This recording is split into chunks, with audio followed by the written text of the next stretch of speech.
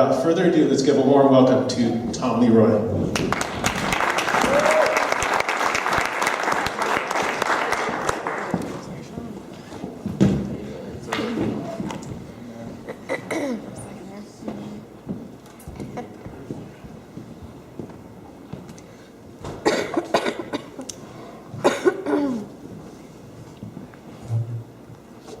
Good afternoon.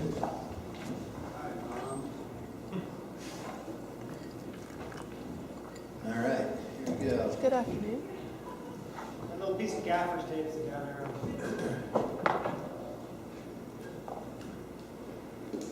All right, so anybody, I see some familiar faces out here in the crowd. Anybody who lives in the rural part of our area up here probably has seen a lot of accelerated erosion and sedimentation into the streams. It's kind of part of the nature of living out in the hills out here, but there's certainly ways that we can minimize that. So perhaps I'll talk about some of those things today here. I don't know if I can possibly be as entertaining as the folks that have come along for me, but I'll try.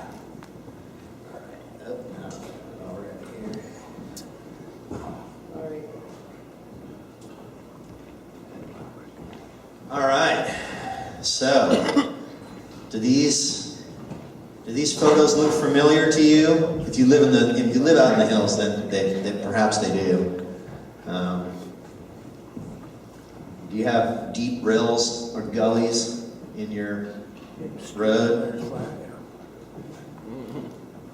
You have short, shallow culverts causing big erosion at the outside edges of your roads. You have muddy water running off your road system and into the stream. You have erosion of your ditches on the inboard sides of your road. And do you have stream crossings that don't have any culverts in them that just allow the water to go right over the road? Or do you have landslides forming on the outside edge of your road? I would be willing to bet that most of you out here that live on a dirt road have seen one of these things. And these are sources of erosion and sedimentation that have broad impacts across our watersheds, particularly as we look at the collective inputs from individual landowners throughout a watershed. And individually we may not look like there's much of a problem, but collectively we suffer from the tragedy of the commons from this type of stuff. So in rural settings, the two most common sources of erosion and sediment delivery are roads and skid trails and landings and building pads. You can see on this photo, here's a road cutting across the landscape. And you can see that there's a few rills and gullies and native channels coming down, but notice how much denser they are below the road than they are above the road. That's because the road is capturing this water and then discharging it where it wouldn't naturally go. And all these little gullies are creating little erosion points that deliver sediment to the streams downstream. If you don't think roads suffer from surface erosion, I think this picture will be an eye-opener. These are just sediment plumes coming off a ditch relief culvert in this road right here. And here's another one from a bigger one. So you can see that there's a lot of sediment generated from this road surface that's coming out into this meadow right here. If this was a stream right here rather than a meadow, you might not even notice this, but I would be willing to bet you that the fish and other people that have beneficial uses downstream probably would notice.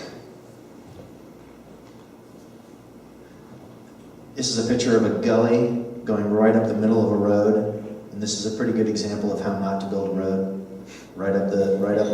Straight up and down the hillside like that. Once it gets through cut like that, it's pretty much a done deal, and it becomes terribly difficult to re-engineer the road so that it doesn't produce so much sediment and makes your ride home a little smoother.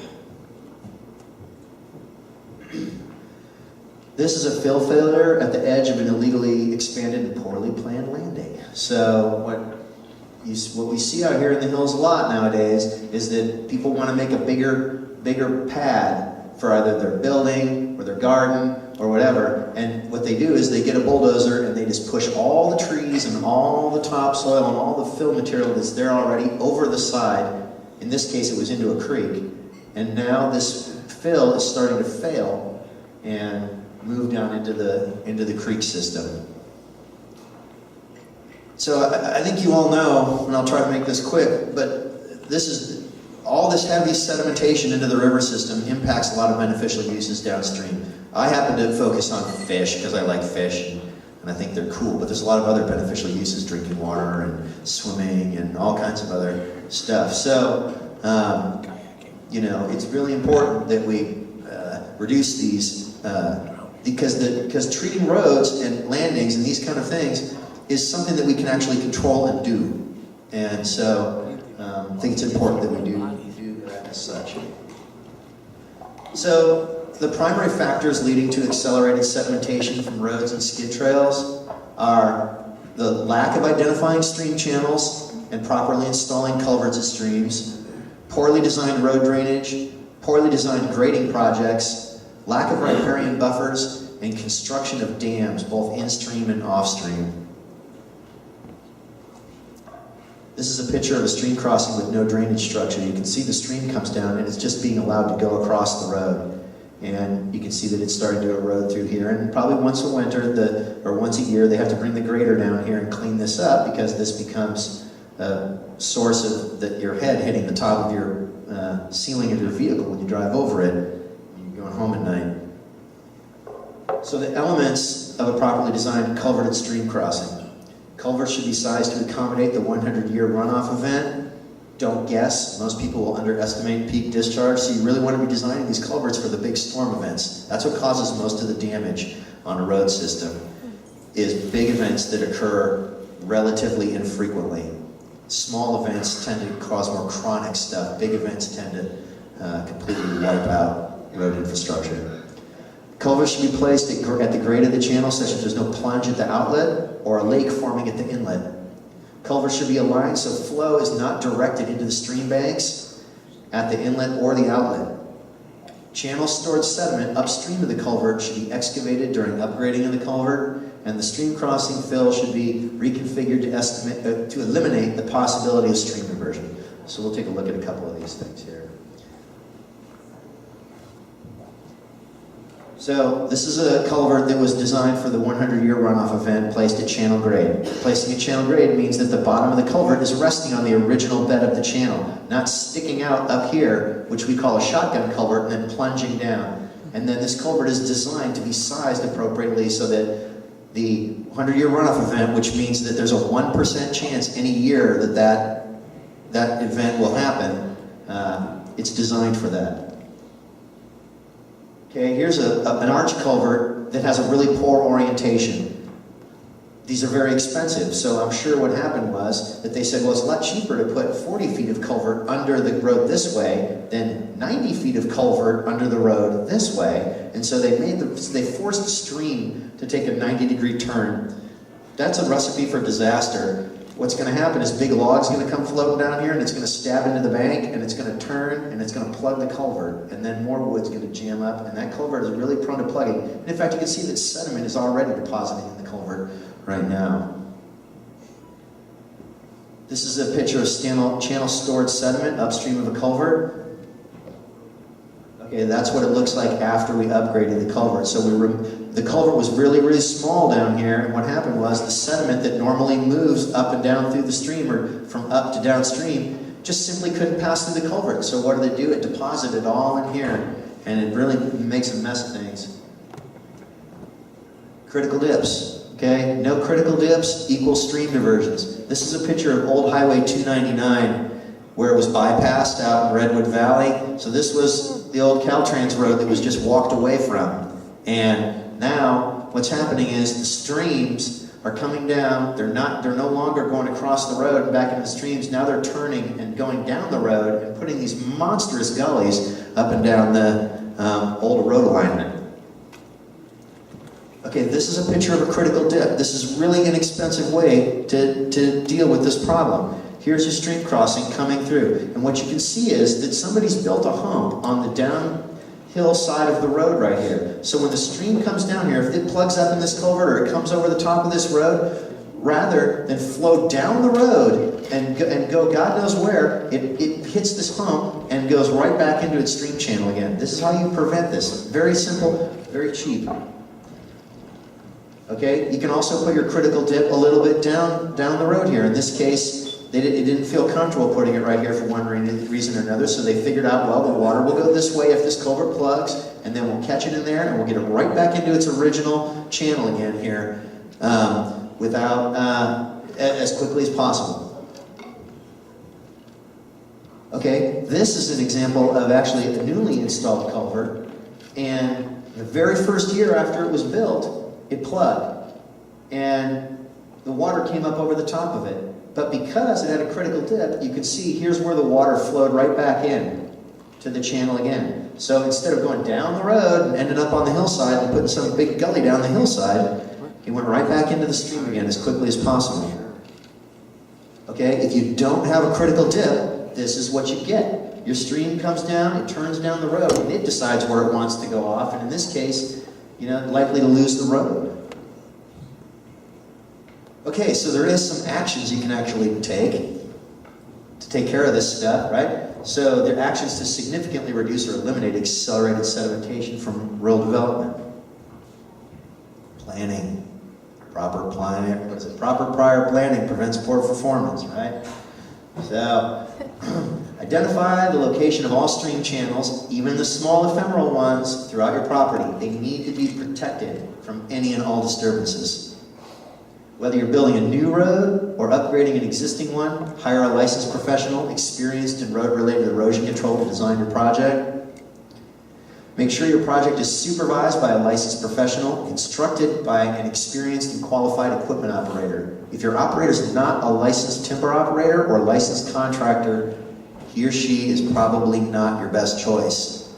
My experience in this has been that the people that actually know the best about building roads are the folks that are working for the timber industry right now. So if you have an opportunity to hire them to do it, they're probably going to do the best job. It's simply a bad idea to buy your own bulldozer and cut your teeth on your own road system. It'll probably result in disaster, and if not, high expenditures of money. Understand the requirements and to secure the appropriate permits to conduct your project. Neil will talk about that. Make sure your culverts on streams are installed properly, appropriate sized and inspected during or in between the winter storms. So make sure culverts on streams are installed, properly sized and inspected. Okay, let's look at some before and afters. So here's some culverts before, the famous triple culvert where someone had like 3 sections of concrete pipe laying in their brother's, work yard for a while and decided to throw it in. This is a surefire way to have a failure of the stream crossing there. Okay, here's what it looks like after with the appropriate size culvert. So you can imagine 3 little ones, 1 big one. All right, here's a culvert that's sticking out too high in the fill, and that's what's caused a lot of this erosion down here. These things are like fire hoses as they come out, and they hose this area out, particularly if they have a lot of fall. Okay, here's what it looks like now. The culvert's down at the grade of the channel, it's appropriately sized, and it's sticking out of the fill a little bit. Make sure your roads have well-maintained, frequent road drainage structures to prevent runoff from collecting and concentrating on them, and minimize to the extent possible the amount of road drainage to stream crossings. So here's an example of road drainage flowing to stream crossing. This is what we really want to avoid here, is dirty water coming off the roads and right down into the stream. Look how clear the water in this stream is running right here. And look how dirty the water coming off the road is right here. Well, what do you think the water's going to look like on the other side? We just turned a clean flowing stream into a mud bath. Okay, here's another example. Look at the amount of sediment that's being deposited in the ditch right here at this stream crossing. So you can see this really long ditch just keeps collecting, and then it's discharging right into the stream. And of course, once it's in the stream, it's in the aquatic system, and it's going to start to impact beneficial uses. Here's another picture of just heavy sedimentation from a ditch. Do you think this trash rack is going to do any good here? I don't think so. So this happens to be in decomposing granite, which is a very erodible material. But nonetheless, this is a snapshot of what's occurring during rain runoff events on a typical road system. You've probably all seen this, the gully right down the middle of the road. This was probably a wheel rut. It's probably started as a wheel rut, and then this water never could get out of that wheel rut, and just put this big gully. It's making the road very uncomfortable to ride on. So this is an example of hydrologic connectivity. Again, this is showing muddy water coming off a road and going right into the stream. Here's the stream coming by. This is what we want to avoid. This is how we avoid it. You can see on this approach coming into this bridge crossing on this stream right here that there's a rolling dip right there. And there's also a rolling dip right up here. A rolling dip is an area of reverse grade in the road. So if the road's coming like this, it comes back up and then keeps falling, so that the water that comes down the road keeps going off. So before this road had an inside ditch and it came down and it dumped the sediment right into the creek right here. Now the water that comes down the road goes off at that rolling dip right there. The water that collects on this road from here or that's coming down the hillside gets picked off by this rolling dip and put out into this field where it's allowed to disperse and infiltrate rather than collect and concentrate and discharge into a stream. So this is how we pick off our water and associated sediment from coming down the road system and getting into the streams. So here's another before and after. Here's what the road looked like before. Inside ditch, collecting and concentrating water, lots of wheel ruts. Here's what we did to it afterwards. We outsloped the road, so we eliminated the ditch completely so that water that comes in here just flows right across the road. And you can see we put in a series of rolling dips in here, so even if the water gets trapped in a wheel rut or something like that, it's always got this reverse grade to push it off the road.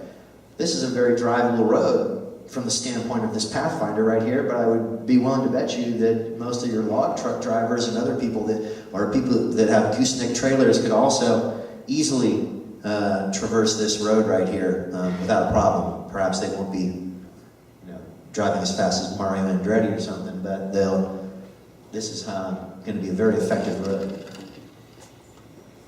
Again, here's the before and after. Here's your road with an inside ditch. You can see the ditch is eroding. You can see wheel ruts. Here it is afterwards. We filled in the ditch. We removed the outside berm here with an excavator, filled in the ditch and created the outslope and put in rolling dips. And now all the water flows across the road instead of coming down and along the road. Here's a couple more examples. You can see in some cases these dips can be really, really long. This dip right here was pretty subtle and designed for a low bed truck, which is something that you would use to bring in a piece of heavy equipment or something like that. Very limited in height, but you can make these dips really long. Or even this road, which has much more aggressive rolling dips on this, but even log trucks travel down this road right here. So rolling dips aren't as bad as they perhaps the reputation indicates. All right, never sidecast vegetation and fill over the side of a landing. I'm kind of surprised I even have to say that, but it's amazing how many people actually do it, especially on steep slopes where it has the potential to enter a stream. And never place fill on sidecast vegetation. Here's the same picture I showed you before. Again, this just was somebody that cleared a landing. A landing is a big flat spot on the landscape. If you live out there, that's where they were staging logs when they were logging back in the days. They're all over the place, and most people are now using them for building pads or greenhouses nowadays. And if you want more greenhouses or more building pad or whatever, the easiest thing to do is to take your bulldozer and just start pushing material outward in the landing. And that's what happened right here, except that people are pushing it into streams. And so simply don't do this. And especially don't do it after you've got all this slash and all this other stuff right here. Don't start pushing more dirt on top of that, because this stuff will rot out, and then you're going to start to get failure of the outboard edge of your road again, or your building pad. Okay, so here's a large landing that was constructed to make room for a big garden. Right on the ridge, or the nose of the ridge right here, you can see the big gullies coming off it. Well, this person had the authorities knock on their door. And so here's what it looks like after we came in and excavated all that material and built it back up again. So this person had to pay to undo all the grading they did on that ridge right there. So it can get very expensive if you don't do it right or do it permitted. Here's landing expansion and forest clearing on what I consider to be an outrageous scale. Here's before. See this square building? Okay, that's this square building right here. And these greenhouses are like 200 feet long. So it kind of looks like Africa, doesn't it? It's about the size of Africa out there. That was a huge landing that got put in there. You can see the piles of trees they pushed over here into this area, and they got in trouble, and they had to clean this up. So we actually helped them.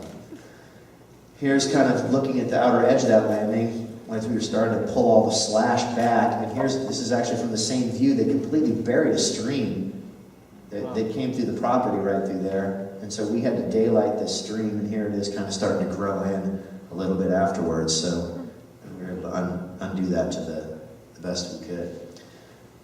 Okay, this is really important too here. Maintain a large riparian buffer of vegetation between grading projects and streams. Steeper and less vegetated hillsides require longer and denser riparian buffer strips. So this is an example of where a road shouldn't be. They actually built part of this road into the stream. And so if any sediment that's generated on this road system just goes right off into the stream. What they really should have done is built the road further up the hillside and left trees and vegetation in a strip of material that maybe looked like this perhaps on this side that allowed the sediment coming off the road to infiltrate into the ground and disperse rather than take all the sediment and dump it into the stream. Not to mention they pinched the stream down, and so that's just another problem in itself there. Here's another example. This one happens to be in Trinity County. But again, no riparian buffer. And so the water just comes down the road. You can see where it goes over the side of the road, this little breach in the berm right there, and then boom, right into the creek again. So you really should try to maintain these dense riparian buffers in between your grading activities and your stream systems. That's going to buy you a lot. Getting ready to wrap this up here. This is another thing I can't believe we have to say. Never construct a dam or impound water within a stream channel or hillside without consulting a licensed professional.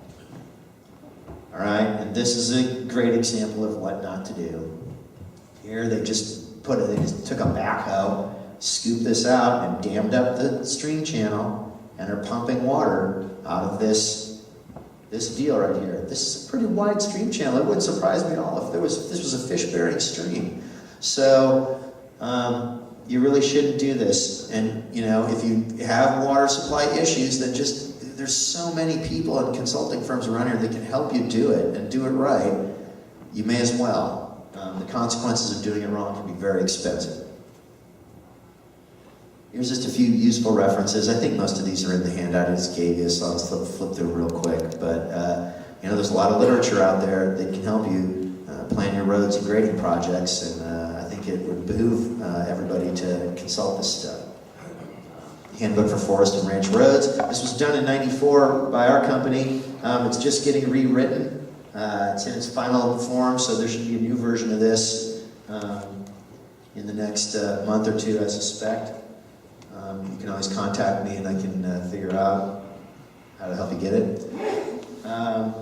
This is a DVD that was made as part of that with several other people that kind of also helps. Look at that. There's the Proceedings of the Salmon Habitat Restoration, Cost Workshop, Designing Watercourse Crossings for Fish Passage and 100-year floods, and then of course the Fisheries Restoration, the California Salmon and Stream Habitat Restoration Manual. has a lot of good information, and they are updating it fairly regularly.